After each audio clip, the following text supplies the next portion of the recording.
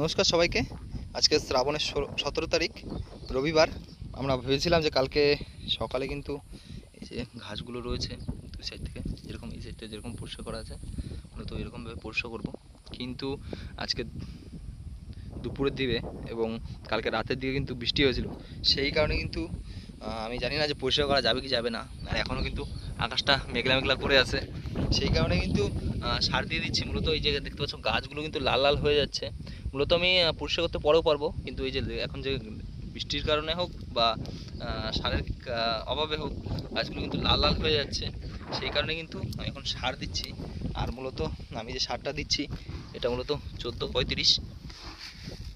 আর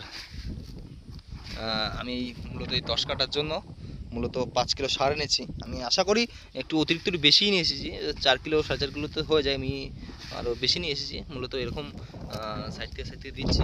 আর জানি না আমার কথা কতটুকু শোনা যাচ্ছে। প্রচণ্ড হাওয়া দিচ্ছে, সম্ভবত বৃষ্টি কিন্তু রাতের দিকে হবে এরকম একটা পরিস্থিতি দেখে বোঝা যাচ্ছে। তো মূলত আমি সার দিই আর আপনারা দেখতে থাকুন।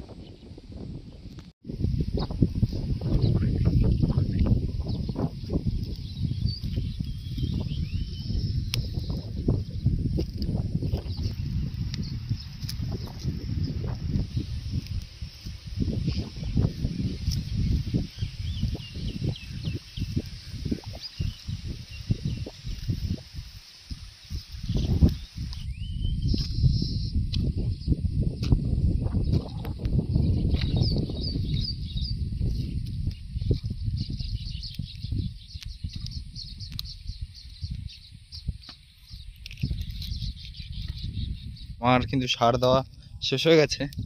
আর মূলত সার দিতে দিতে যে প্রবলেমটা হয়েছে, মূলত আমার এই জমিটার ভিতরে ঘাস আছে ওই সাইডটা একটু বেশি, তো সেই কারণে কিন্তু সার দিতে দিতে সারের পরিমাণ কিন্তু একটু বেশি বেশি পড়ে গেছে। যেহেতু ওই সাইডটা একটু কম হয়ে যাচ্ছিলো, তো মূলত আমার সার একটু বেশি আনা আছে, সেই কারণে কিন্তু আমার সার কিন্তু পুরোপুরি হয়েছে।